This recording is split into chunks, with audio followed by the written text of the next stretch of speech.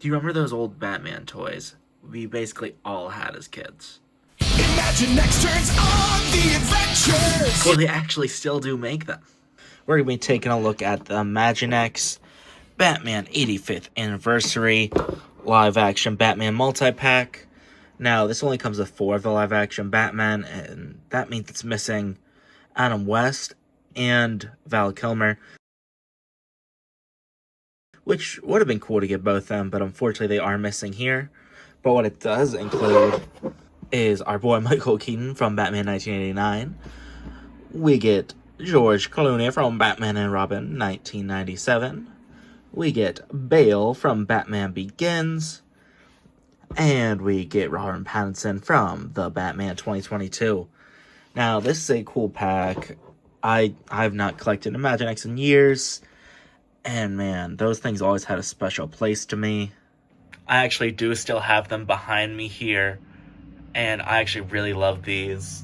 I've had these since I was very young. My boys, Man-Bat, Clayface, of course, then Solomon Grundy.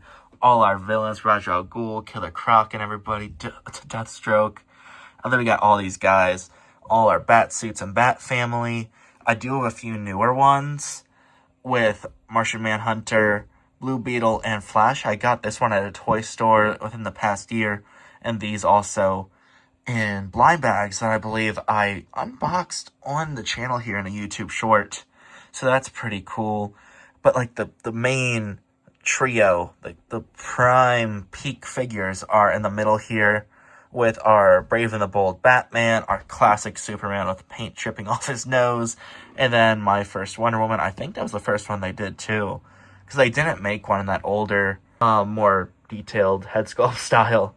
This one was chewed up by my dog when I was very young. Ooh, another one I love. I got Batman Beyond and Gordon here. They both look amazing. I also got Nightwing. We're having a lot of fun with him.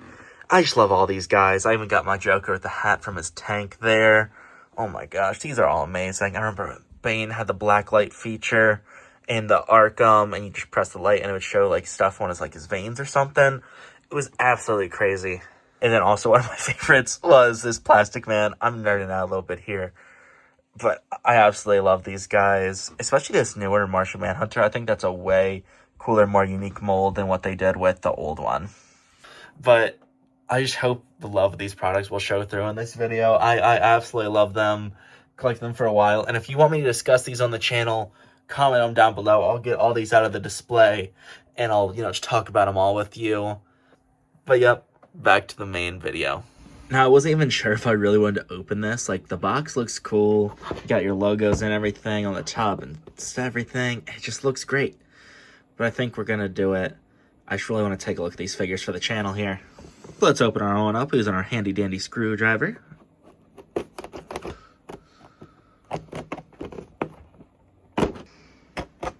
Okay, so we got it open now. A little damaged across there. But let's just see how we open this boy on up. I mean, I literally think that you just gotta pull this stuff out. Yep. Okay. Oh, wait, that's so cool. You can just flip it back on up and seal it back up there.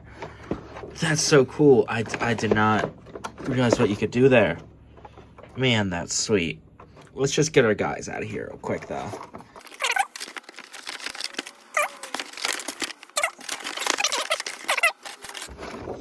But, man, I kind of just want to look at that box art there. There's some beautiful art on these. Whoever drew these did an amazing job. I'm not sure who, but they look outstanding. I love how you have Gotham City behind Keaton there. Kind of get like Mr. Freeze's lair behind him. Remake of the Batman Begins poster. And then you just get like the Penguin, like when he's walking towards the Penguin and the Batman from the wreckage of the car. I mean, come on. This is some pretty awesome art. But with that, let's just look at our figures. Okay, so these are our boys out of the box. We're just going to be taking a look at them one by one. And I'll just give you my thoughts on them. Starting off with the OG himself, we got Michael Keaton from Batman 1989. And this was actually pretty nice. Very, very simple figure. I believe all these sport completely brand new molds, though. They do got it accurate. How you can't turn the head. That's pretty neat there. He, of course, has his little cloth cape. You know, for his articulation, it's an Imaginext, so it's literally just, like, the most basic stuff, because they're for kids. But that's not where the fun is, man. It's the stories you could tell playing with these guys. I mean, come on. I remember my one that was, like, based on Ben Affleck Batman, came in, like, the big Gotham City playset. That one was amazing. I absolutely love these figures so much. Unfortunately, I don't have the playsets anymore, though. Taking a closer look here, we have a really nice look at Michael Keaton's logo. You know, I don't like how his always had, like, the extra spikes on the bat. I always thought it was, like, a bit too cluttered, a little clunkier looking than what the traditional logo was. Another point, or lack thereof, is, you know, since these are a kid's toy, all the little parts that you think would be spiky are now dull. I'm pretty sure, like, the old ones used to, you know, have spikes for, like, the bat ears. But, like, you know, I guess there's newer regulations. Like, these are all flat, not sharp or nothing, so you can't really poke your eye out. Where's the fun if you can't do that? They also do convey the pupils on here. Instead of doing, like, the black eyeshadow, they just did, like, white eyes of pupils, which isn't bad. It's pretty cool. You also got, like, some Michael Keaton lips there. But now that Keaton's out of the way, let's take a look at his successor. We got Clooney. This one now, probably what drew me to the set the most. They gave him, like, this crazy purple. I feel like nobody represents the suit like this. They usually go with all black or, like, a very dark blue or purple. But they just gave him, like, this, like, kind of purple. There's, like, little specks all throughout it, which is cool. It's just a very interesting detail that I feel like they chose to go this route. It's not, like, accurate, but, like, it's just, I guess they just wanted to do it because it's more special. This one probably has, like, the most deco in the set. So you got the bat logos on the knees, on the silver on the legs, silver bat thong, this super nicely done belt. See, it's all the way through there. Even on the arms, you get the silver represented. Even on, like, the abs, it's nicely done. And there's also, like, the nice silver wide bat logo. I like this one, how it kind of points inward like that. I really like that there. Even on the head, they get the silver and the lines done on there. You got some nice molding on the jaw, and even some silver on the face. You can see a QC issue on mine where the white spills over the eye onto the silver part. It's a little disappointing, but again, kid's toy, you can't really expect crazy levels of effort put here. Honestly, I really like this figure. Super special.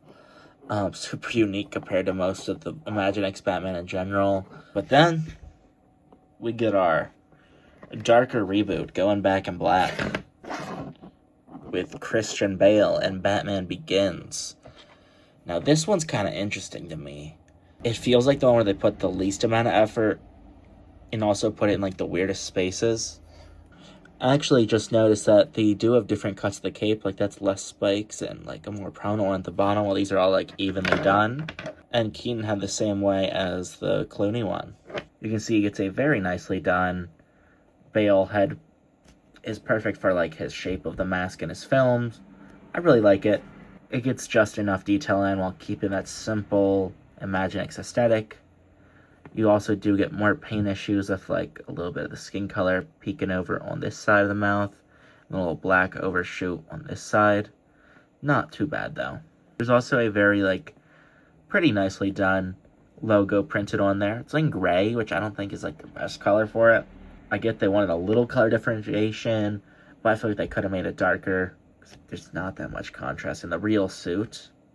Then for, like, his body, I don't remember his suit looking like this at all. I have a feeling they reused this from somewhere. I feel like this could even be a Michael Keaton Batman Returns body, but they didn't put him in here, so it feels kind of strange that this suit doesn't feel uniquely Christian Bale's. at least to me. Looking at it next to Keaton here, I mean, this one's just terrible. That belt has so much overspray top and bottom. Like, this one has like a tiny bit. But, man, this one is, like, horrendous. It's all everywhere. That looks terrible. Oh, gosh, there's even more weird detailing going on behind here. Then there's the legs. I don't remember if Keaton had the bat mask knee pads. There's something about the details in here just don't look right for the Batman Begins suit. I might just be thinking of, like, the Dark Knight suit when I think of him. But, I don't know, just something looks off here. I mean, Bale, he turned out to be a pretty good one.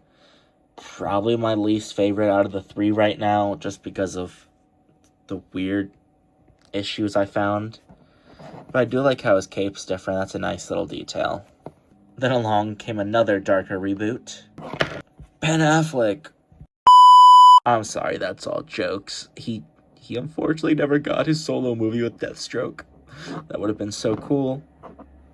But at least we got this peak film instead. If you didn't know, the only reason we got The Batman is because the, script and everything fell through, and Ben Affleck just didn't want to play Batman anymore, so he gave up directing and making his own Batman solo film, and that's why we got this amazing film here. But taking a look at our figure again, bam. This is like the most unique one. He gets a very nice dark gray look.